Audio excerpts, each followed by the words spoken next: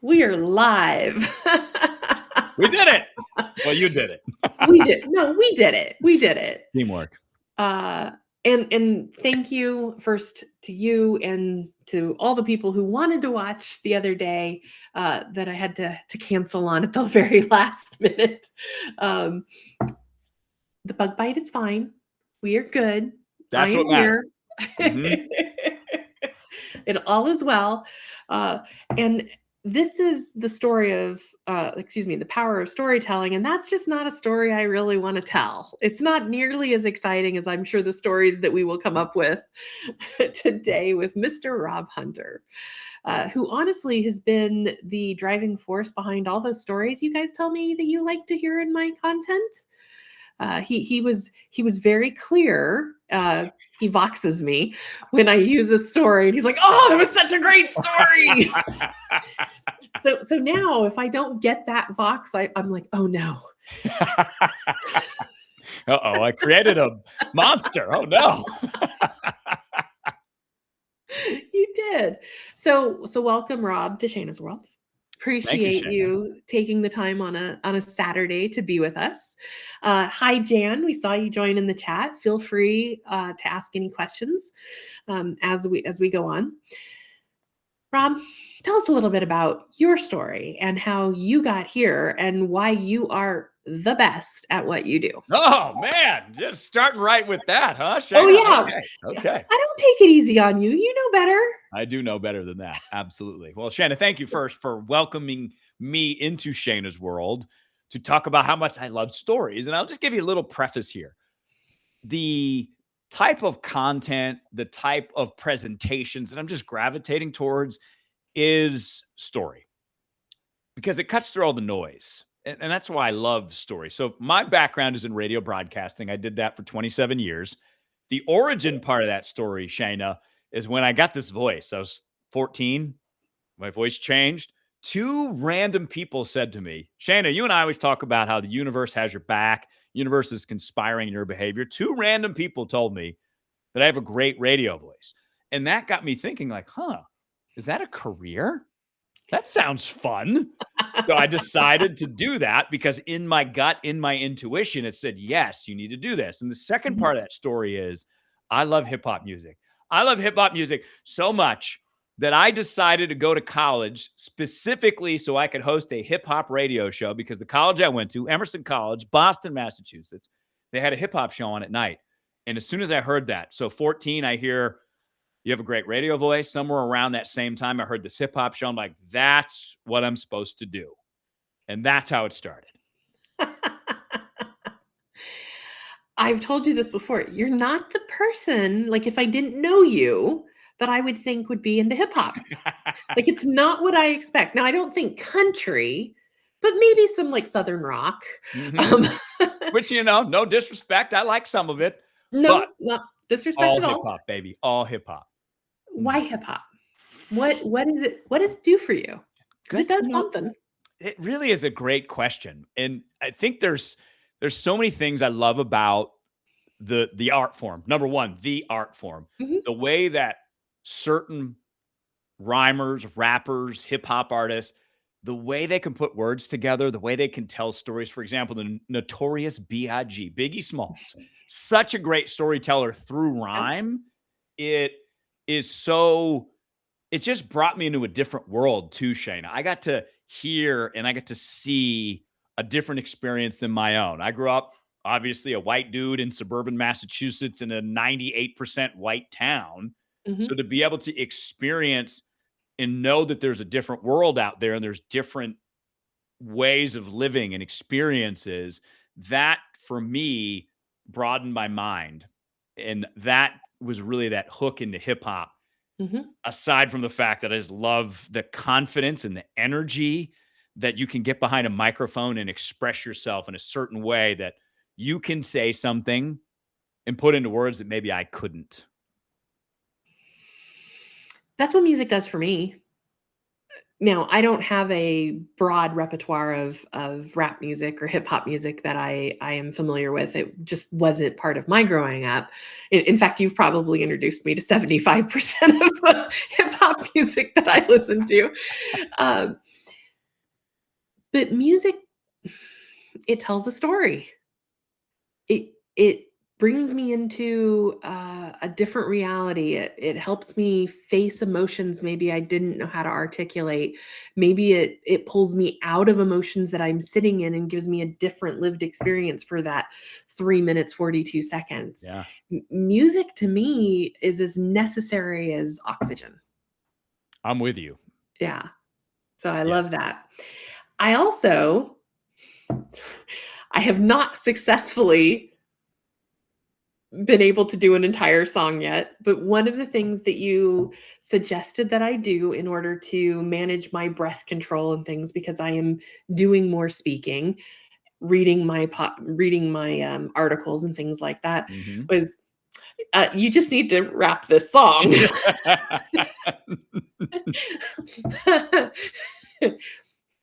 I get tongue twisted on the best of days. So again, I have not successfully made it through an entire song at any attempt, but I keep trying. And one of these days, you are going to get a Vox from me. Cannot wait for this. It's gonna be hysterical because what I'll probably do is try and rap it for you, which is going to be even more funny. So good. So I titled this chat "The Power and Profitability of Storytelling." And the reason I did that is I understand the stories we tell ourselves and each other create our reality. And when I'm working with clients around their money mindset, I'm helping identify the stories they are telling themselves Mm, so that they can create a new story for themselves. It's also incredibly helpful in helping people understand what you do, why you do it, who you do it for, and all those things. And they can be short one-liner stories. indeed. I told a mini itty bitty story today on my notes. I used to be the merch girl for a Canadian tenor. I was the person manning the table, selling the CDs. Mhm. How many people knew that about me? Exactly.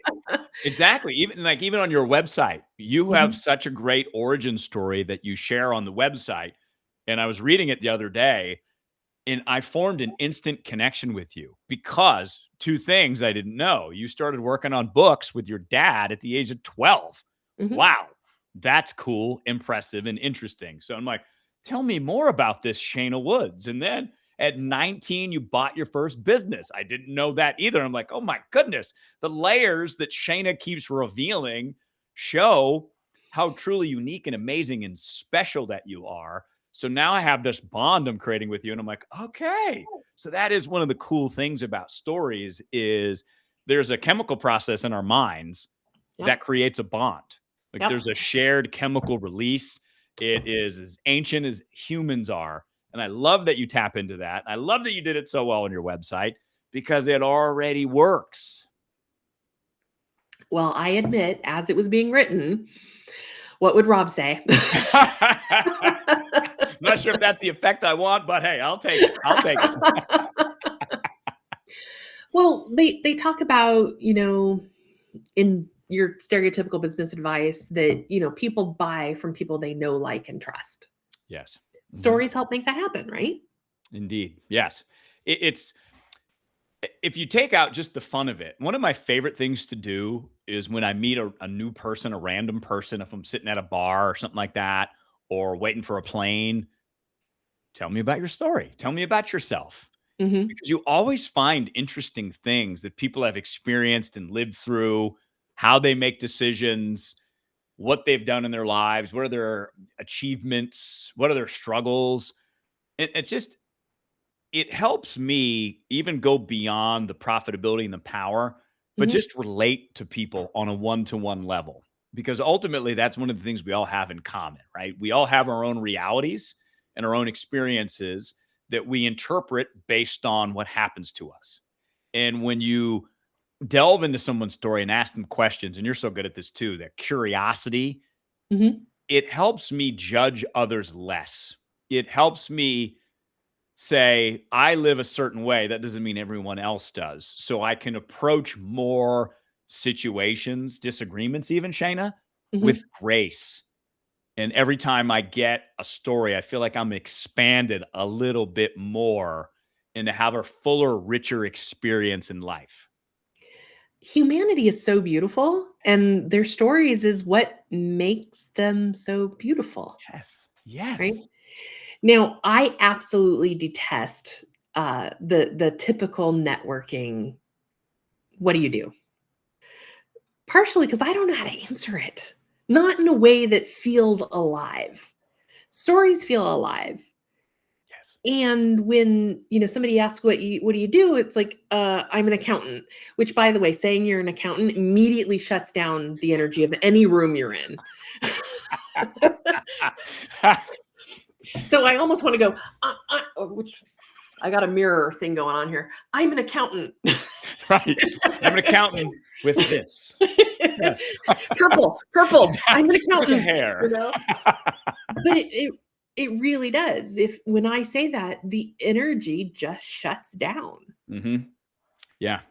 So I started like trying to come up with a little bit of a story in order to introduce myself. Um, I think the best one I ever had was, well, as a foster kid, I didn't have a great relationship with money. So what I do now as an accountant and a money coach is help my people rewrite the stories that they hold around money so that they can get in right relationship with their desires and what's possible for them. And it's better. But I just put that little bit of interesting as a Yeah. foster kid, Absolutely. right? Because it does make people go, "Oh, let me lean in a little bit more." And if I say it really fast and I get from accountant to money coach really quickly, maybe I don't drop the energy in the room. It's a tricky balance, right? To try Mhm. to do both because yes, I have the skills of an accountant, but I have the Mhm. experience that goes beyond being an accountant. So I Yeah. have, you were a CFO multiple Mhm. times. Yeah. You do that with people now. So it's hard to Mhm. wrap all the Shayna into one sentence or one what do you do? And I think it's beneficial because we've all and asked that question or heard that question so much. What do you do? Mhm. It's like we hear the answer and we're just kind of like, okay, unless you say something like, well, I was a foster kid and I had a really troublesome relationship with money until I learned how to fix that. And guess what happened? More money came to me. So that's what I help people do is change Right. their relationship with money so that more can come to them. Because I Yep. believe profit is protest, one of your famous sayings, and that the more profit you have, the more good in the world you can do. Yep. See, I need you to do like on 102.5, the way you could announce on the radio. I need you to announce Shayna's World, and I need this as a audio file that just plays on my website that explains who I am, who I do it for. Because you make it sound so easy. You make it sound so easy and effortless, and I want that. I mean, you also have an incredible voice, which is, Doesn't you hurt. know, Mhm. love to listen to. I want that. Can you teach somebody to express themselves in such a way that other people are going, "I want that." The answer to that question is yes, Shaneh Woods. It is a yes. My career was spent after I did hip hop radio.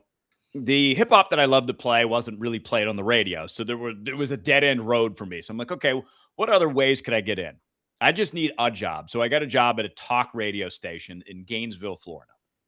And in the process of learning how that works, where, if you're a music DJ, you are what we'd like to say walking up a song. So you'd be like, coming up next on Shaneh Woods Radio, we've got the latest from Mark Masry. This is a Christian song, but don't you worry. You're going to love it. Just listen to his voice. That's right now on Shayna's World. So that would be a walk up to a song. Okay. Whereas you enter the talk realm, You've got a blank space of 10 minutes that you have to fill and be good and be smooth, because you know that button on the radio is what I want to press. It's like how we flip on the phone. The Mhm. original flip was you pressing the radio button, and then they made it Yep. easier. They put it on the steering wheel, the car companies.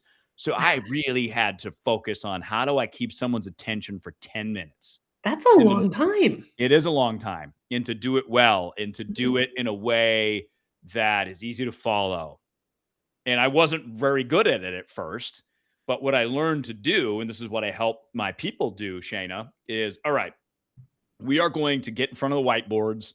I have 3 of them, but I also have Post-it notes. Shaneh, we did what, a 5.5 hour session. I think we were 6 or 7 whiteboard Post-it note combo. So, as you Yep. know, Jan is saying here, right, that, you love an accountant, one with purple hair. Yes, right. So those are things that would come up in our session. Like, what Mhm. makes you different? What are your principles and values? And then what we do is we find the interesting things for you to say. We work on how you would say them and what feels right for you. And we skip the boring parts. Like Mhm. authors always say, Elmore Leonard was an author. He wrote a bunch of like Western type series. He says, skip the boring parts, because that's what you have to do as a radio show host in 10 minutes. Like, if I have to keep someone's attention for 10 minutes, I cannot be boring for a minute. Because the other weird thing about radio is I only got any ratings credit if you stayed for 5. Anything after 5 is a bonus. But if you left after 4 minutes and 58 seconds, no credit. So it's really this fine art of this dance that we do. But what you learn in the process is how people pay attention to things and what causes tune outs, their mind to go elsewhere, or them to change the channel. You learn those things, and that is really what comes out in the work, is that experience of doing on-air gigs when you can't even see your audience, but yet knowing the pulse of it. Mhm. That's kind of that subtext of what we work through. Okay. You had to keep them on for 5 minutes to get the credit Mm-hmm. and 10 minutes filling up that whole time to get to the next thing. Nowadays, the attention span is what? 7 seconds? I Yeah. mean, it's some ridiculously fraction of a minute.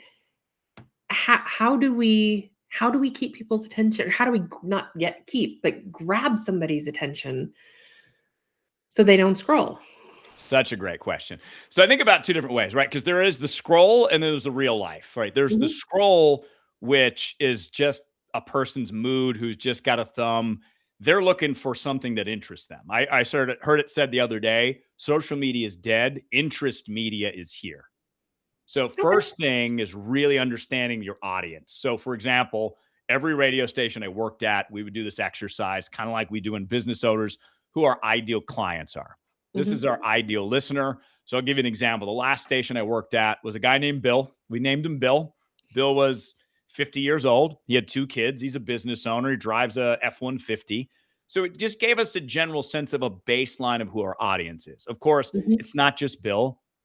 So we want to be knowing Bill well enough, but also knowing broad enough how to bring a Shaneh on board, or how to bring, a Rob on board, because that understanding is that centerpiece. And then you can put all the other pieces together to have a more broad coalition, if you will, which I always tried to do on the radio. I didn't, there was always these demographic people at, this is your demographic and stick to the demographic. And this is who you're talking to. I'm like, yes, and. Yes, and I'm not Always yes, just and. talking. Yes, yes, Yep. and Yep. exactly. So knowing that audience is a big portion of that, to find what's interesting to them, thinking interest media. And then from there, it's just about feeding that interest and providing that value. So when you're talking news and politics and culture of the day, it is, what's the most interesting news stories of the day? What are the most interesting cultural touch points we saw today? What challenged us in our beliefs? And how do I piece those all together in a way that keeps it interesting for my ideal people? Okay. I run an online business. I don't have local clients. So you're like, there's a difference between online and or social media and real world. And I'm going, I, the real world is seeing people at the grocery store for me. Yes. Mm-hmm.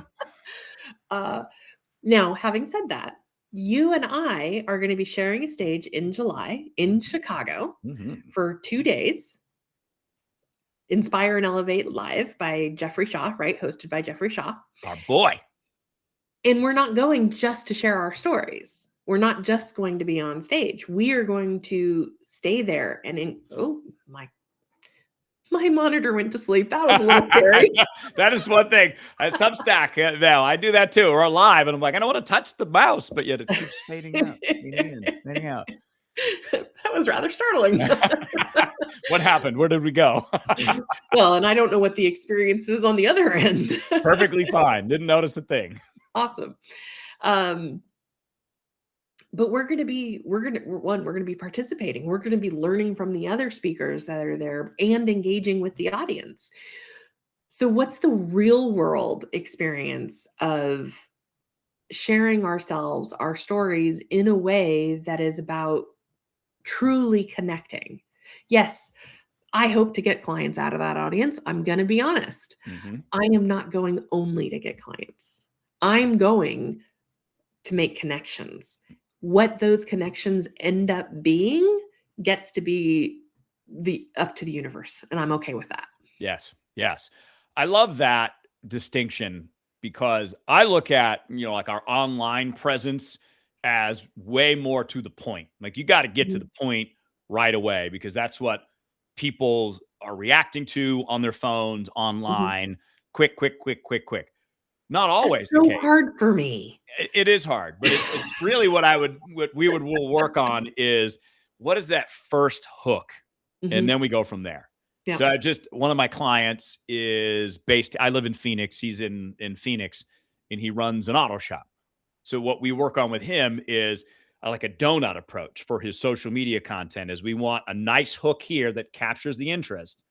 And then when you're you and that right beneath that hook, that's the magic sauce right there, because then people get to experience you online. In person, I feel there's way more leeway because you're just one-on-one or you're maybe in a group of 5 or 7 people and you get to dance a little bit more. And that is really when you can find some depth. So to create those connections by telling stories, of course, but learning about each other, that's when you really get the movement and that's when you really build the community. So the online approach, I always think, is to try to get a longer conversation with someone or that they see more of your things that they're relating to. Whereas in person, you might, I like to ask this question instead of how you doing? What's been the best part of your day? And you just get interesting answers. The other day I did this. And this woman goes, that's a really interesting question. So she thought about it for a second. And she says, the fact that my grandson's soccer game was canceled this morning. And I love the honesty of that answer because she's like, I didn't have to get up early. I didn't have to trudge across town. I got to sleep in. And now I get to come to work unstressed. And I'm like, excellent. I love that answer. That's awesome. So what is the best thing that's happened to you today? Oh, okay. The best thing that's happened to me today is prior to doing this live, Shaneh and I had been chatting for a couple of hours. So anytime I get to have a couple of hours with Shaneh Woods, that's the best part of the day right there. Aw. And I was going to say it was my chocolate croissant. Well, for you, why wouldn't a chocolate croissant be the best part of your day? I mean, don't get me wrong. I am having a brilliant time spending the day with you. So Rob and I are part of a mastermind, and our mastermind is currently in Paris. For various reasons, Rob and I weren't able to join them. And so we decided we'd have our own little mini retreat. So that's what we're doing today. Exactly. And then because of our reschedule from earlier in the week for this live, we were like, well, we'll just do the live while we're together anyway. So it's perfect. Exactly. But yeah, I love you, Rob. But that chocolate croissant was, pretty top tier. None taken. I did see you take a bite and I was like, oh yeah, that's good. Because you said in that particular chocolate croissant, there was chocolate in every bite. And if you're going to make a chocolate croissant, put chocolate in every bite. Do us all a favor. I mean, yes. Yes. Be generous. Yes. All about generosity in my world. Indeed. It comes out of you, your generosity. It just does. Well, interestingly, I believe that receiving is the greatest skill set that a business owner can cultivate. Receiving money, receiving support, receiving space, time, rest, all the things. We need to learn how to receive. But receiving is a cycle. Right? If I tell you it is better to breathe out than breathe in, that makes no sense. And if you tried it, you'd suffocate. Receiving's the same thing. Right? It's a cycle. So if you only ever give and never allow yourself to receive, you suffocate. You kill the cycle. Yeah. Absolutely. So how I actually think stories is a way that we give of ourselves. When they're true, when they're authentic. I agree with you, because stories can showcase your vulnerability, your realness as a human. And when you're willing to share parts of yourself, it gives people an okay to share parts of themselves. Because I always find that when we do that, we're making connections. So, for example, I just did a podcast with my barber. My barber looks nothing like me. He comes from a completely different place. He looks at the world in a different way than I do based on his experiences. But when we come together and I chat with Clipper Kev, AKA still the cleanest, because he cuts the cleanest lines, not only do I learn about approaches to life that are different from mine, but I get to hear these experiences. And it's weird that even though if you put us next to each other and you put us in a lineup, you'd be like, they would never be friends. Yet we are friends, because when you get through the stories, you find so much more in common than difference, right? You can see the difference, right? In skin tone, in hairstyle, whatever, height. Kev's a pretty built guy, so he's big. So you put all those things together, you would, if you just judge the book by its cover, you're not going to see the contents of the book. And the contents of the book is where it gets real interesting and real fun. And you realize, you know what? We're all human. We're all built the same way, and we all experience ups and downs, and we have different journeys that we take. But the main part of life is that we all experience a similar version of it in our own way. That, to me, is really what could heal the world, Shaneh, if we did more of that. I don't disagree. Words build our reality. Our subconscious does not know the difference between what we say and how we show up. It hears everything we say as true and true about us. Gossiping bad. Yes. But it's so easy, and sometimes it's fun. You don't want it to be fun, but it can be fun. I mean, let's be honest. Yes. And I am so conscious that my subconscious takes in everything is true and true about me, that I'm like, really, like, I don't want to hear that. I don't want that in my brain, because I don't want it in my body. I don't want it in my beliefs. Yeah.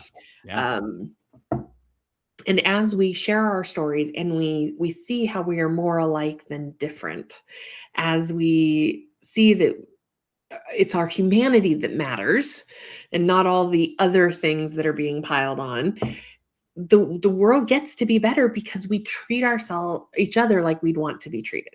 Exactly. When we allow ourselves to experience humanity through stories, through interactions in that manner. Now, do I want to see more of that in the world? Yes. Yes, please. Yes. More. Thank you. More, please. Yes. I'm going to actually scroll back for a second on the chat here.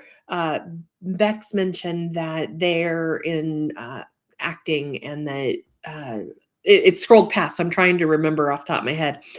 But they said something about it's more important to entertain than it is to market for this particular sector. And I actually think that's true. And I think that's part of what a story does. Right? We can share our stories. As a business owner, I want people to buy from me. Let's be honest. Of course. But if I tell them a story about a client's experience with me, or where I did, for example, my own martyr math audit on my business, and the pit in my belly when I realized I spent $46,000 on educational opportunities in order to prove myself worthy of having what I desired, and didn't take $46,000 worth of action. Mm-hmm. I was like, oh, shit. I caught myself. Yeah. And here's the thing, sharing that story, one, people feel less alone because we've all spent money, maybe Yes. not $46,000, maybe it was $46, but it's $46 that we were like, oh, I really shouldn't have done that. And here's why. So now they don't feel as alone. They also see and experience that I am not putting myself above them, right? Too much in our world is all about levels, Yeah. a Yeah. hierarchy. Mm-hmm. I'm above you, you're above me, da da da da da. And that's just not the world I want to live in. So I think by sharing the stories, it does help my people see the commonalities. Yes, I may be more skilled in this one thing, but that doesn't make me better than. Yeah. Yeah. Am I making sense? Absolutely. No, absolutely. Yeah. Because again, going back to that vulnerability idea, some of the best stories to share are the things you messed up or the things you didn't get right or the lesson you learned from trying it a certain way and not going as well as you expected. Because I think there is so much pressure online in particular to appear that you have every single thing figured out and appear perfect, but no one is, right? It's just it becomes noise of the 8-hour morning routine in order to be a perfect human being. You got a cold plunge, you got a sauna, you got to go run 12 miles, and you got to lift weights, and you got to do it all before 8 a.m. And I'm like, yeah, cool. Not for me. I am not doing that. Not happening. I can't get you to get up at 8 to do my Monday morning tapping. Exactly. I'm a late Your night loss. person. I love you, but your loss. It is my loss. If you My did it at tapping is midnight, I would be there. Once a week. That's all you got to do. Once a week. Once a week. Mm-hmm. Heck, once a month. Heck, I've done it twice this week alone with you. So yeah. And it wasn't at 7 a.m. my time. exactly. See? So the story that we're telling people is that when you're a part of Shaneh's world, there are concessions made to the people that cannot or will not get up early. Exactly. Exactly. Shaneh will adjust. Shaneh adjusts all the time. Just because I am an early riser, I do not expect the world to be. And honestly, some of my best stories when I'm writing them out for the Substack or my website or wherever I'm wanting to post them, writing my Profit is Protest book, they come to me in those early morning hours when the whole world feels silent. It's like I'm not being bombarded by other people's thoughts, ideas, suppositions. I get to just let myself breathe and let what wants to come out and through me come out and through me. Mm-hmm. And I love it. Like, so honestly, the 7 a.m. tapping is a little hard for me sometimes because I still want to be writing. I still want to be sharing my stories. And it's like, oh, I got to stop and tap. Yeah, it can be tough because you're in flow. You're in the middle of the download, and you're like, "Oh, okay." But I promised to do this. Let me go do this real quick. Yeah. Mm-hmm. But looks like we have a split in the room. Like Bex is on theater time, so Bex, I'm with you, and Jan is with you, and getting up early. And also, Jan, I did see Simmons College, class of '76, Boston, Massachusetts. Love it. We're neighbors. We're neighbors. Jan and Bex are two of my favorite people, so it's lovely having them here. I did see somebody else, their name popped up real quick in chat. I don't know if they're still watching, but welcome. And again, any questions you have for Rob and I, please feel free to drop them in the chat. We're happy to answer. I want to talk about my tapping for a second because I'm making a connection here that seems so obvious. I don't know why it feels like a light bulb moment for me. But when we're tapping, we're literally releasing the stories that are no longer for us and tapping in a new one. So good. I love So good. that. Like, Well, I'm especially actually getting a you're little bit of talking a lot. goosebumps. Yeah. But today we're talking about how a lot of your work revolves around story and how you coach people Yep. is what are your stories you're telling yourself now? Let's tap those out and let's tap in some new ones. Like we're a wrestling tag team. It's your turn. Let's go. Good story. Come in here. Vision. Let's go. Yeah. Hi, is it Kira? Hi, Kira. If I'm saying that incorrectly, please correct me. I always want to get your name right. And thank you. Very Um, nice. Names are important.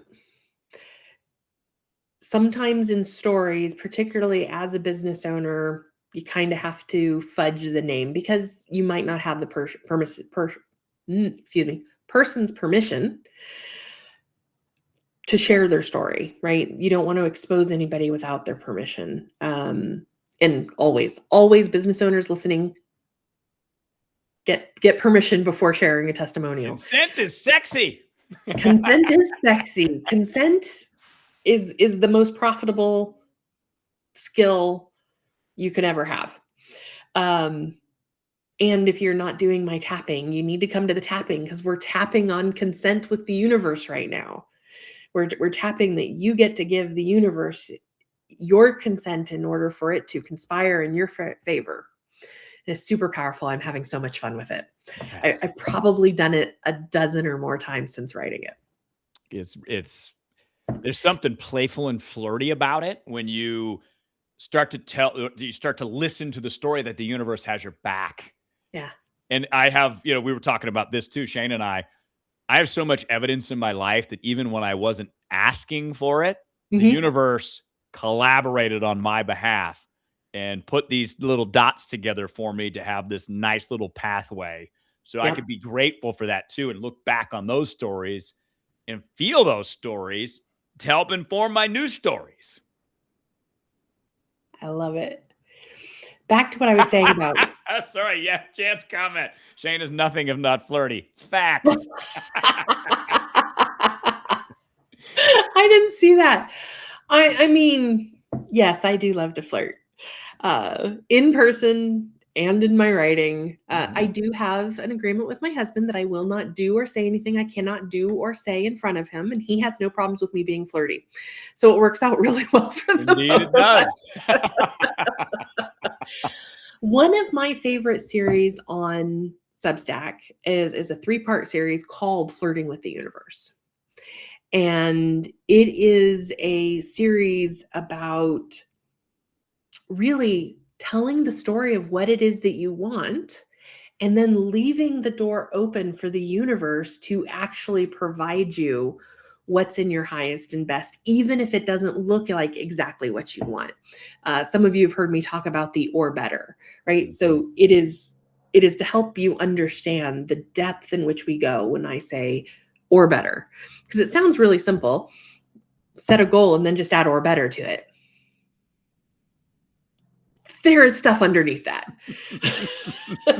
There is the holding of space for the or better to come in, of releasing the need for the ultimate outcome to look like exactly like what you imagined. And I'm going to bring it right back to stories. It goes to the story you're telling yourself, the story that you have the ultimate control. I don't honestly believe any of us are truly in control of anything. We get to surf with life. We get to manage our responses. And I think maybe the only thing we can control are our reactions. Yeah, I agree with that. That's how sometimes not so much. Yes. Well, I mean, it's such a major life philosophy for me and going back to that judgment and trying not to judge other people for things they did, not I did. Right. It had no harm on me. Why am I judging it? Just accept it, knowing that all I can control is my reaction to the decision that someone else made. I love that. Yeah. So it's releasing that belief that we have the ultimate control. There's also releasing of the belief that we can imagine all that is ultimately possible. Right? We actually have pretty puny brains. We really do. But the universe is conspiring in our favor. So if we say, yes, I desire this, I desire to have a best-selling book titled Profit is Protest. Rob desires to be known as the best communications coach, right? Mm-hmm. Great. And I want this or better. This or better. I may ultimately be known as the best-selling author of a book I haven't even named or written yet. Absolutely. You may become known for something wildly different than being a communications coach, right? So it's like, I want this or better. So it's so relatable because when I was younger on the radio for the first time, I got an incredible opportunity at the age of 25, which hardly anyone gets. I got to host my own talk show called The Rob Hunter Show in New Orleans, a top 50 media market, which the higher the market, the better for us radio ambitious guys and gals. So we want to be closer to the big population. So to be able to get to do that at 25 in New Orleans, I thought my path was set. I thought I was going to be in New York, Shaneh, by 30. So that became the goal. But the universe had other ideas because 2 years after I got that gig, a little hurricane called Katrina came along, and that changed the plans. But I Sure. still had that New York, New York, New York idea in mind. But it ended up being in Phoenix. So Katrina happens. I end up in New Mexico. And I end up about a year later in Phoenix, and I've been here 19 years. So the or better that I wasn't even thinking about, my quality of life is way better here than it would be in New York. I have more space than I would have in New York. So even Yep. though I thought it was New York, it ended up being Phoenix. And I retired as the number one rated afternoon show host in Phoenix, which was the actual goal. It just wasn't the way that I thought it would come about, but the Yep. goal was still achieved. The Yeah. universe still pushed me in the right direction. Because you let go of some of the control, right? If you had held so tightly to it had to be in New York, you would have missed opportunities that were presented to you. You would have maybe gone to New York and been miserable. Yeah, You might not have ever reached number one absolutely. because it was like, no, it has to be in New York. It doesn't count unless it's this exact way. Exactly. And that is, I'm trying to think. I believe that's probably the second of the 3 articles where I talk about releasing the need for it to be an exact way. Yeah. Um, I saw a comment about Kyra. I saw you said it was the long I. So Kyra, am I saying that right now? um, says yes. Gaia says come dance with her, and I love that idea. Dance with the universe in partnership, right? Dancing is another form of storytelling. Indeed, it is. Right? So dance with it, be in partnership with the universe, allow the frequency to move with and through you so that you get to be, do, have the elevated experience that you're here to experience. That's one of the things I love most about you is you say simply desiring it is enough. Mhm. Because you desire it, you can get it and should get it. Yeah. Versus, oh no, you can't desire that big thing because that's completely ridiculous. You're like, nope. Or better, more please. Thank you, more please. So it's one of my catchphrases. We have an interesting relationship with desire and deservedness, right? A lot of times saying that you desire something, depending on maybe your childhood, maybe your experience in family or church, right? Desire can actually feel dark or dirty, right?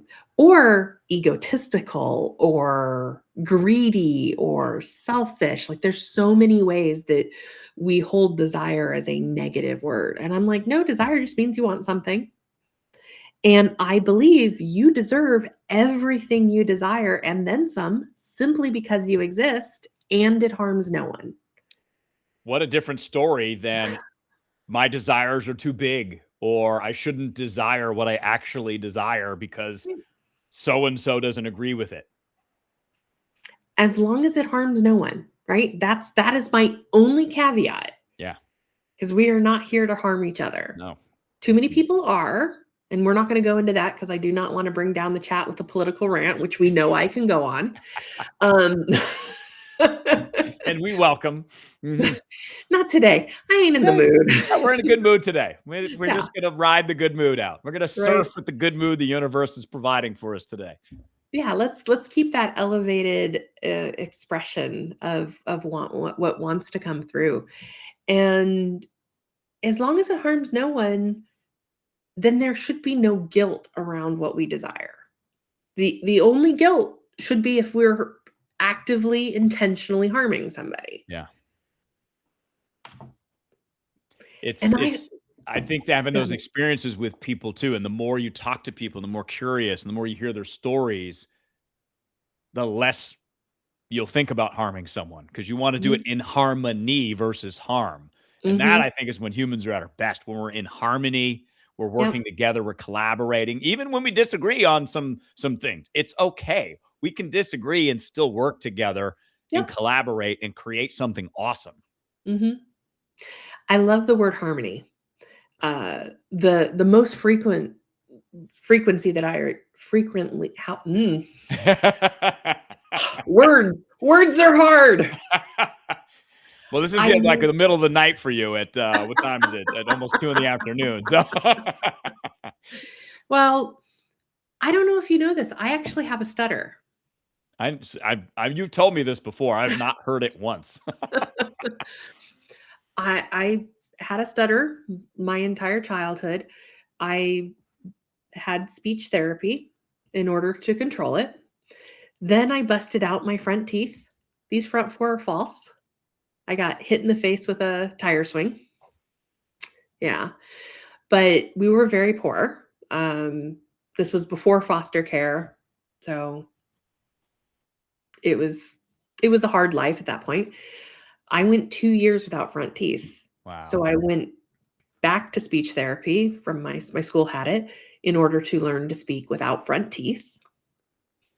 Then I get front teeth. And now I have to learn how to speak again because I'd gotten very good at speaking without them. And now I have teeth where do I put my tongue? So I've been to speech therapy extensively 3 times. Wow. If anything, I tend to over enunciate. Which is good. That's a good thing. It's okay. So sometimes when I'm struggling for words and you hear it's my tongue getting twisted. It's the stutter trying to come out and me trying to control it. So many lessons in that. And it's interesting that I have 100+ episodes on a podcast. It was incredibly vulnerable for me to start recording those. First of all, when I hear my own voice played back to me, not as much now. I'd say maybe a year ago, this would have been 100% true. I hear a 12-year-old girl. And there's a part of me that judges who wants to listen to a 12-year-old girl talk about what I'm talking about. Well, I want to hear you talk about what you're talking about. I understood what you meant. What I've learned, and I get so much feedback, is how soothing my voice is. Very much so. How meditative they find it when I'm sharing my stories and my articles. I didn't know that. I don't hear that. I don't necessarily experience that, but it's people I believe and trust. So I'm willing to take that story on. The story that isn't, I sound like a 12-year-old and who wants to listen to me anyways, but that my words have power, have meaning. The quality of my voice allows that message to get through on a deeper level, and people want more. More, please. Thank you. Thank you. More, please. It's a story. Yeah. It's a story that I am allowing myself to live into and believe and just get better at. Okay, we went off on a tangent. What I was trying to say and then got tongue twisted. This is why I don't actually do lives by myself, because I will go down so many rabbit holes and forget to come back to the point. Harmony is one of my favorite words. Mhm. And I use it mostly when I'm talking about alignment. I do not talk about work-life balance. Balance to me feels very rigid. I see the person walking the high wire and how they have to hold themselves. Yeah. And that does not feel like a lived experience I desire. Not to mention I have vertigo, and that just sounds like a really bad idea to have me up there. Harmony, though, being in harmony with each other, being in harmony with the universe, allowing myself to harmonize my needs. Some days I want to work a lot because I'm in the flow and I'm hyper focused, I'm getting things done. And other days it's like, I need to rest. Mhm. And allowing myself to be in alignment with that. And shout out to a very dear friend who wrote a brilliant book called Alignment, Miss Katie Keller Wood. And I have to intentionally, very consciously drop the S. So I'm Woods, Shaneh Woods. She's Katie Keller Wood. Yes. And I can't tell you how many times I have typoed the S into her last name when sharing about her incredible book. If you have any part of you that holds on to there's a work-life balance, Katie Keller Wood, the book is Alignment, a Montessori approach to work-life balance. She completely destroys the story of work-life balance. And does it so well. Oh, beautiful. And she tells gorgeous stories inside the book to demonstrate her beliefs. Exactly. It's brilliant. It really I is. love stories. They're so powerful and profitable. Well, and even if you think I love the profitable part, because I'll just give you a couple of things that I've experienced with my clients and when they tell stories. And then I want to kind of talk Hollywood just for a second. So I work with this woman named Donna, and Donna, single mom, not only a single mom, but she's raising her grandkids. And she's doing this while running her business, getting people loans. And she really loved to help veterans. And she would just do tremendous things for veterans. So there would be a veteran who went to a bank and the bank was like, we can't help you out. Credit score is too low, whatever. So Donna would work with the veteran to help build the credit score and then get the loan done. Or she would do these little end around things that only Donna could do. And I started telling these stories because I was representing Donna, and her business tripled simply from telling the stories. Another client I worked with recently, her name's Melissa. Melissa, who I introduced you to, Shaneh, who runs the funding studio. She's amazing. Yes. She's a tremendous, tremendous human. And you get to see that when she tells her story of why she does what she does. So she helps artists finish their work because so many artists have trouble fundraising. She is a master fundraiser, Melissa is. So she helps artists learn fundraising techniques so they can make their documentary or paint their art or whatever they want to create. And her origin story and why she does what she does is because she lost her husband to cancer. And it happened so quickly, but he was an artist. So she keeps his memory and honors him through the work that she does. And if you're an artist and you're sitting in an audience and you're listening to Melissa tell this story, like there is no one better to help me get my project done than her. So she saw those same results, Shaneh, in that people just start connecting with her in her business, and that helps become more profitable. And then you go back to the Hollywood example. Hollywood is also profitable when they tell the right stories. And there's reasons why you watch your same movie, your favorite movie over and over again, because you love the story and you get to be in that story. And you'll see things the second, third, fifth time, 50th time that you didn't see the first time because stories come in layers. And then you just get even more attached to that story and you want more of it. And you want more of Melissa. You want more of Shaneh. You want more of another client, Susie, who in the executive space is using her own background in stories to get noticed and stand out. And she's already got promoted. She's being eyed for another one. So it's like the universe really conspires on your behalf. The stories you listen about yourself and the stories you tell and how they attract the right people to you. I love that. I'm going to have to tell a Hollywood story, and it ties to the consent chat or tapping script.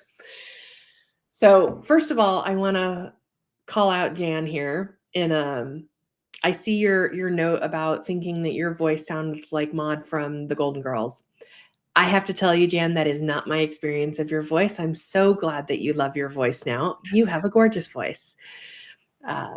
So I really wanted to let you know that I see you and I hear you. And Jan, I cannot wait to hear you at Inspire and Elevate. I look forward to that conversation we're going to have. That'll be great. Bex, unfortunately, will be on stage as Romeo. Okay, Bex, no big deal. Okay. Yeah. Romeo, where art thou, Romeo? Bex is right here with us today. Bex has an incredible story, and at some point, I will be posting a guest post on my Substacks to introduce the world to Bex. Excellent. Ooh, and the fight director. I didn't know that part, Bex. That's amazing. So cool. So cool. Yeah, I love this already. I'm only getting the nugget of Beck's story, and I want more. Tell me more. Bex is amazing. You're going to adore them. So what I was going to say, my Hollywood story, and it's not my story, but it's my story. Hollywood actually made a mistake. My tapping that we're doing right now about being profoundly supported and giving the universe the consent to conspire on your behalf was inspired by me watching a TV show, Canadian TV show on Crave and then picked up by HBO called Heated Rivalry. It's an incredible love story. It's 6 episodes, queer joy on full display. I love that it's not the queer joke, the queer trauma, the queer sidekick, the queer, all the ways that traditional Hollywood likes the queer characters to play. A Hollywood streaming service, I don't know which one, was originally in talks to have the show with the writer and showrunner Jacob Tierney, and they were like, we don't want any kissing until the fifth episode. You're going to kill the story. The whole story. Part of the story is the yearning, right? And the joy and the emotional development that these 2 young, gay, closeted hockey players go through in order to be together. Not going to happen if you don't allow any sexiness until the 5th of 6 episodes. So Jacob Tierney said, I'm out. I will put this show on with a fraction of the budget you're offering, but I'm going to do the story justice. And that story took over the world. Surprisingly so, right? Because he trusted his gut. Yep. It's wonderful. And what I love most about the show, beyond it being just a beautiful love story, is the constant, almost aggressive, assertive, unending request for consent. Checking in. Are you good? Is this good? Can I do this? So fucking sexy. It inspired a conversation with the client. The conversation with the client, which was beautiful and moving, inspired the first part of the tapping script. And the tapping script is now 2 full parts that are, we just did it today, that are get your whole body going, yes, and more, please. Yes. And it's going to lead to that or better that we were talking about, that surrender to the universe, that I'm going to hold a vision for what I desire for my life. And I'm going to open up the door for the universe to surprise me. the universe to pour into me in ways I cannot imagine, so that we get to do that dance with the universe. Right back to what Kyra's saying. Exactly. I love that. Right. It's Yeah. this is what I know. I know that the universe does have my back. Like I said, I have evidence of it. So anytime I question it, I go back to my stories and I remind myself how, oh, this connected with this. So I have these tapes here, Shaneh. These are from my college radio shows that I keep in my office because this is my history. And through this, so this was the first solo show I ever did right here. New Year's Eve, 1997, going into 98. I got to throw a hip hop party in Boston. Jan, I'm sorry you missed it. You were a couple of years ahead of me, but nonetheless, it was there. It was ready to go.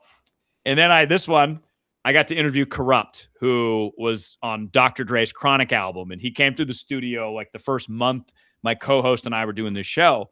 But also, Shaneh, on this, the first year that I went into college, I got paired up with someone who in my cassette tape storytelling course, I call Redacted, because that was many years ago. I don't need to put this person on blast, but I had a difficult experience because it was almost as if the universe was like, okay, so this is what you say you want, huh?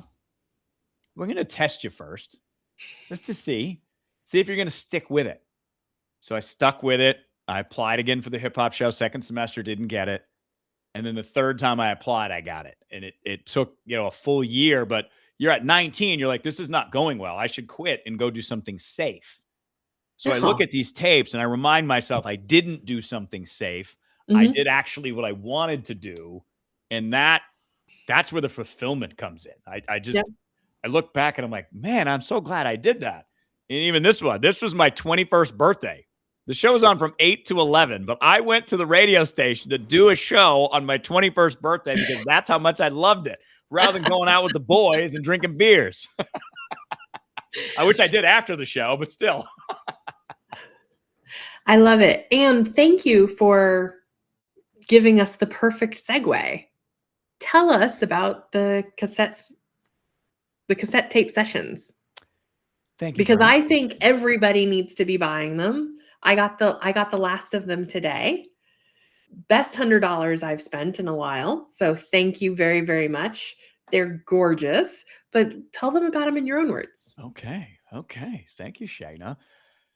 The story, as Shana's pointed out, is so important. Your story is so important to how you connect to other people. So the way I've set the cassette tape stories up is you get 7 tracks with maybe a little extra.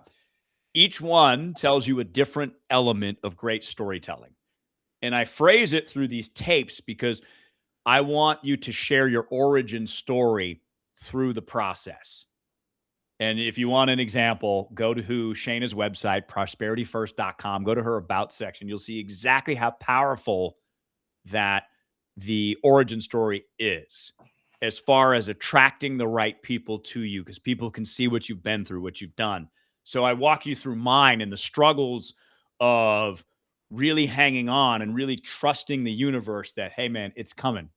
It's coming. The timing's going to be right, and it's going to be exactly right.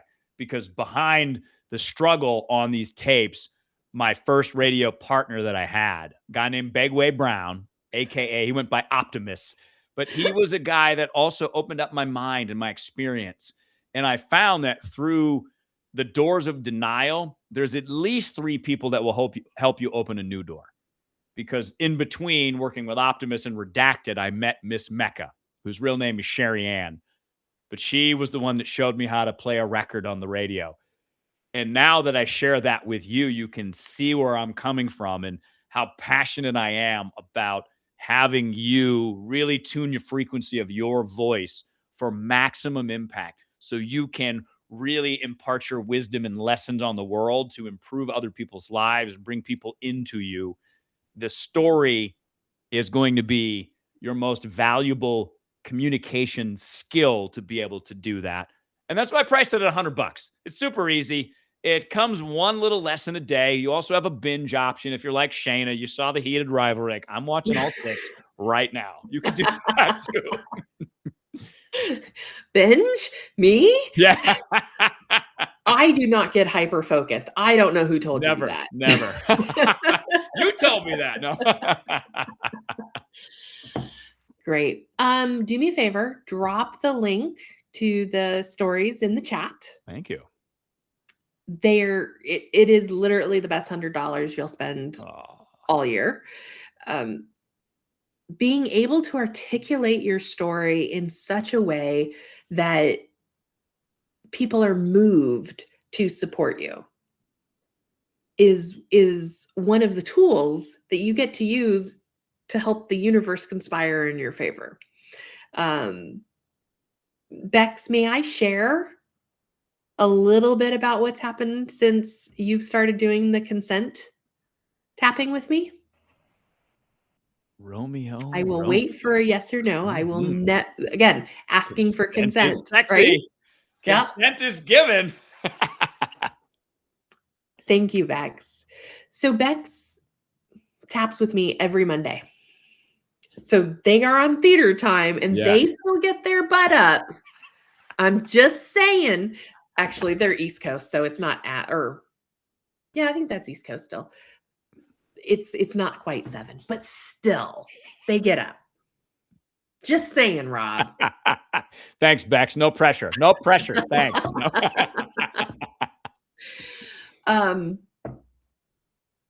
So I unveiled this tapping script and they did it. And I think the next day they said in my DMs that they were chatting with somebody, not expecting anything from them, but telling them their story about why they do what they do, what it means to them, what they're passionate about. And that person said, "You're amazing. I want to help. So I'm going to do this work for you pro bono." So two things.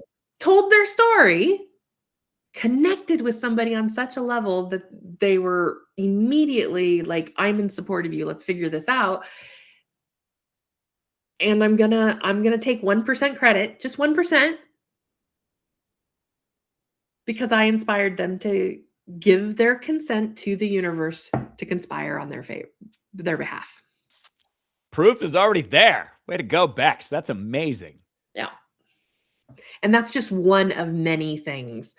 My favorite parts of the day, like if you were asking me, okay, on a day that I do not have a chocolate croissant, what's the favorite thing that you have or happened to you today?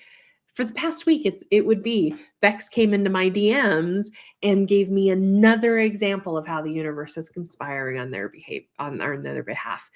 For me, I feel such joy and I collect that as evidence. And when I say I collect evidence,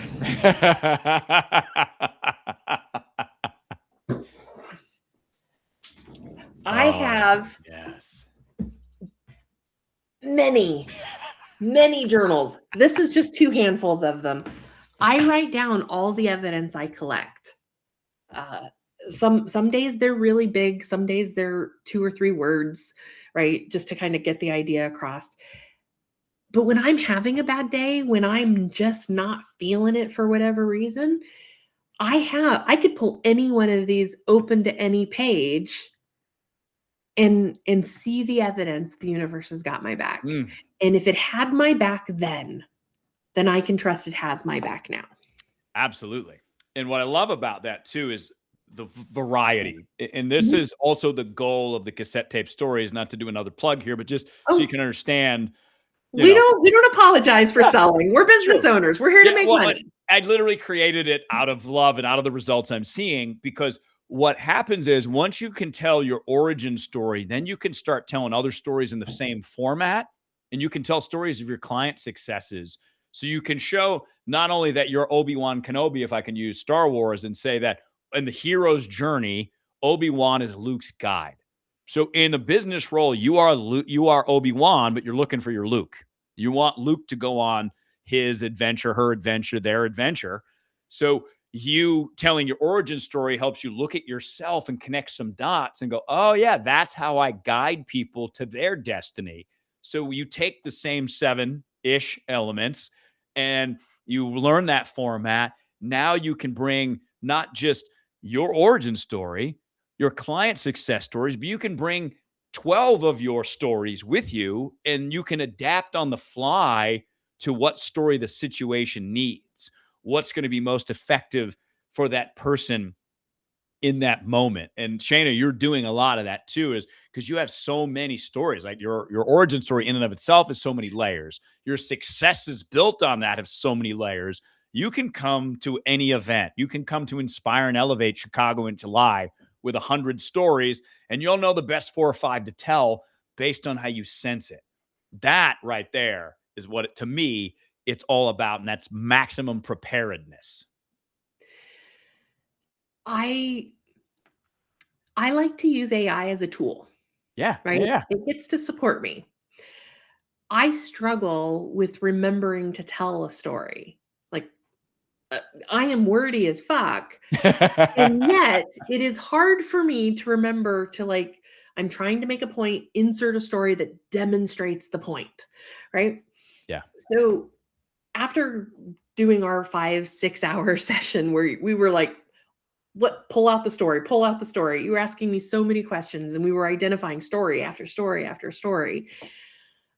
I took all those stories, I wrote them out, I fed them to Claude, and now when I'm writing an article and I'm stuck, I can feed the article to Claude and say, what's the best story for me to insert? Absolutely. Absolutely. Because you have an encyclopedia. Like all Yeah. my content that I've created, all my stories, I have my content encyclopedia that I can go to and reference and remind myself sometimes of a story I'd long forgotten that could be useful wherever I'm at. Yep. I had a coach one time have me do a very interesting exercise. And again, I'm connecting dots here that I've never thought of before. They asked me to write out a list of everything I'd ever accomplished. And I'm going, I haven't really accomplished much. I mean, I was in my 20s. Yeah, I had a business, but like, that's not that big of a deal. And then they're like, oh, no. I want you to go through your entire life as early as you can remember and start listing out everything you've accomplished. Like, what is the story of Shaneh? How did you get here? There'll be failures along the way. We're not going to worry about those right now. Let's look at all the things that you have accomplished. Yeah. And it was very hard to do. One, we're taught that bragging is bad. Do you know, I almost named I have a page on my website called Spotlight for podcast links to like things like this, right? Articles. I almost called it bragworthy. My coach was like, that might be a little too in your face. You can use that in your copy, but maybe not name the page that, even though it's on brand. It is definitely on brand. We've been taught that bragging is bad.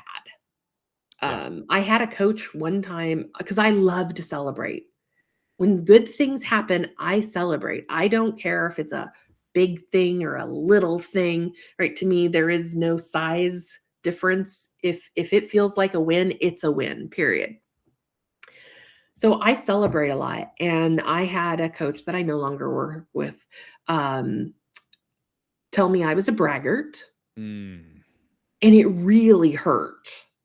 So making this list of all that I accomplished, I was in serious resistance to it. But it's gold now for mining those stories. Because I did that. I did that thing. Yes, there were struggles along the way. I didn't ever do anything alone, whether it was in partnership with, say, somebody like Rob helping me tell my origin story, or the universe providing me what was necessary. Like, I didn't do it alone. I'm not putting myself on a pedestal, but there's gold in those stories. of the things that you have accomplished, the way you got from point A to point B, what you did to become the person who could do the thing. When you realize a certain thing about yourself, when you held a friend up when they couldn't hold themselves up, when you showed up for a client and they exceeded anything you have ever accomplished, and they did it because they took on one thing that you offered as a piece of advice. Like I said to you, Bex, I take 1% credit. 1%. Well, I like where Bex you're going, right? You have Yeah. a perspective, whether it's through Shakespeare or all the stories you've collected as an actor, Yep. to be able to tell new stories that expands our minds and opens us up to new possibilities. And I want to tie in what you said, Shaneh, too. If not for nothing else, if you look at your list of accomplishments and you really respect that you didn't do them alone, because the same thing for me, my radio success wasn't because of me, it's because I had a team, or because the right person saw the right thing in me at the right time to give me a chance. Or Yeah. my cousin knew a guy that was running a radio station that he introduced me to, and then I got that job, right? So it's this teamwork approach. And when you look at your stories, you can say, wow, I am not alone. I haven't been alone. And damn, the universe does have my back and is pushing me in that right direction. And then you get to use that story, those stories, as proof of concepts, and they're interesting and they attract people, and people want to listen to you, because I think fundamentally we as human beings, we're all here to teach each other. Sure. And if you think like ancient humans, right? So storytelling, I love this because storytelling came from village elders. Go back to ancient Africa, the plains. People are really starting to figure out how to live together and how to work together. So grandmothers would tell the kids that are coming of age stories. So it wasn't, okay, we're going to have a lecture in front of the class with a whiteboard and we're going to write these things down. They had to make it up as they were going. So the grandmother would put the furs of the animals on and make the sound of the hoofs to showcase to the kids, like, this is where the lion sleeps. Don't go there. This is where the water is. Go there. That's how our brains have evolved to really relate to these stories. And that's why they pull us in so much. We're literally hardwired for it. So you're giving yourself a big advantage by resorting to stories and sharing yourself with others. On the last Substack Live, I talked with Galina Denzel. She's a somatic healer and educator, practitioner and educator. She's brilliant. Also has a great book called Peace with Self, Peace with Food. Or Peace with Food, Peace with Self. I always get unless I'm reading it, I get it mixed up. But you can Google it, Galina Denzel. Brilliant book. And one of the things that she said was, we evolved, in tribes. And then back then we'd see, maybe 150 people in our tribe. And so we're hardwired to spot the friendly faces, to engage with people, to their stories. So this just feels like a full circle moment. Where you're talking about the importance of stories, and she was talking about the importance of the tribe. Yes. Well, my gut at this present moment in our technological history and our political history is telling me that community is going to become much more important over the next 2, 3, 4, 5 years and beyond. Because as we get so technologically advanced and our brains get assaulted with words and content constantly, more people are going to look for a balance in that and put the phone away more, hang out more, and be communal together. So I do think, Shaneh, that we are going to get back to our tribal sense, because that's too where you can build your own tribes. That too can be so much more powerful than our current political system if we choose to understand how much power we all have as individuals and what we can create together. Well, and that ties perfectly into profit as protest. right? So my philosophy is, and the reason I'm writing the book, and the plug for me, book comes out September 8th, is like, we are the epicenter of our prosperity. We have to pour into ourselves so deeply that we can take care of our people, whether you define that as family or found family or whoever you define as your people, so that we can take care of the next ring out from that. Let's say our clients, in my case, is who I put in that ring. And then from there, my community, and from there, the world. Like, it gets to be a ripple effect. And now more than ever, people like us, heart-centered, alignment-oriented, want to dance with the universe, believe in kindness, compassion, courage, like all those things, we need to be unreasonably resourced. Yes. So that we can take care of ourselves, our people, our clients, our communities. Profit is protest. Where you spend your money tells us exactly what you value. I want to make so much money that the value that I am pouring out into the world is making the world a better place. And so my profits become my protest to all the systems that want to hold us down and hold us back. And I love that you mentioned those systems, because they are very well resourced. And they, with that control, have, I don't know, run shop over the world, for lack of a better term. So because they have so many resources, they get to shape things and wars and policies, and that are not helping build people up. They're built on division. I've say on my Substack, one of the things I've been really focused on lately, Shaneh, has been division. It's the world's largest economy. If you think about our social media channels, how many trillions of dollars they're responsible for in either ad revenue or people connection, they're geared towards division, because that's what gets people on the platforms. And then you have the whole war economy, which we don't want to go down a whole deep on, but that's a money economy, right? That's a resourced economy. And it's needing wars to survive. So what do you think's going to happen with so many trillions of dollars are at stake? There will be wars for people that make bombs. So the only and best way to counteract that is if we evolve outside of that system and come together to either push this in the right direction or create an entirely new system that's empowering for individuals, not having people be a role in a society. Soapbox right there, Shaneh. You didn't know that was going to happen. I didn't, but I'm here for it. I'm here for it.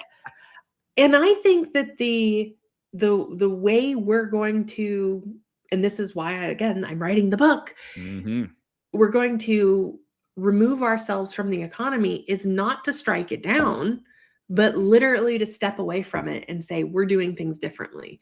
You don't have to participate. You play your games. While the rest of us, and as the rest of us migrate out of that system and into a new one, that old system loses its power.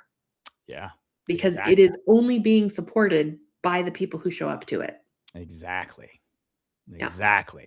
Well, and you think about how human societies have evolved. We've come up with new systems to try to live together.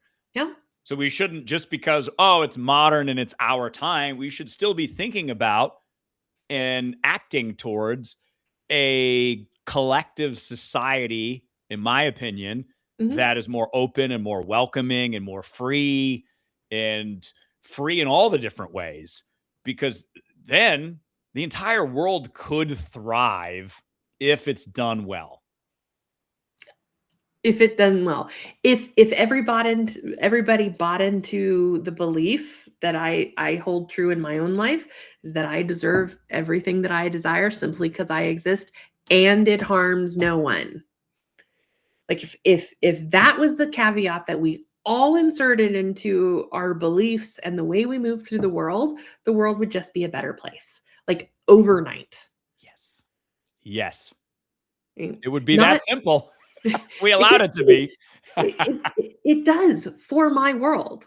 That is the story I am telling, and the stories we tell shape the reality we live. I may be a small business by most people's measures, on a little island off the coast of Washington State. And the impact that I get to have gets to be incalculable.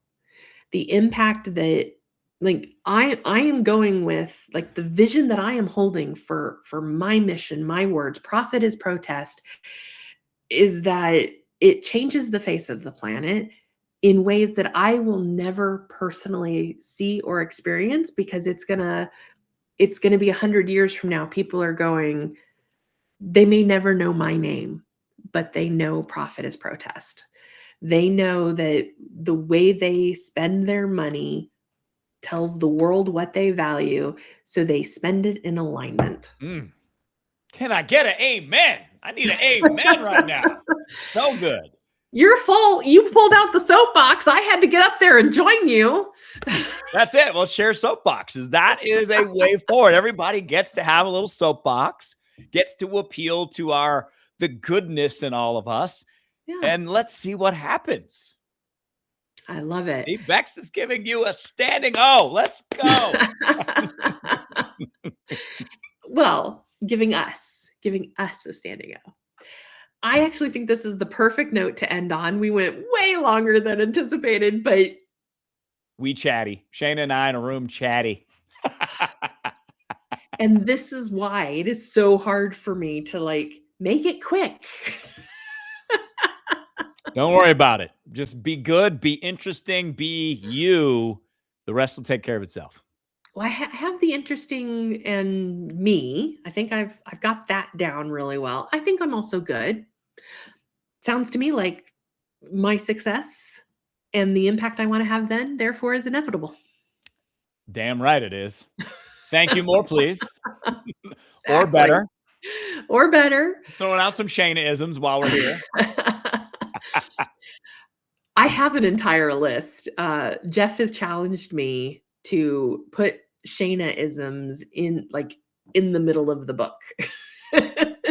Like a glossary of Shaneh-isms. Yes. Love this idea. You could just have a book of Shaneh-isms. So maybe the next version is like a daily Shaneh-ism, or you just get, it's April, what's today? May 2nd. May 2nd. Today's Shaneh-ism is this. Do I have 365 of them? Maybe. It is me. We know I'm wordy. Mm-hmm. I bet you do. I love it.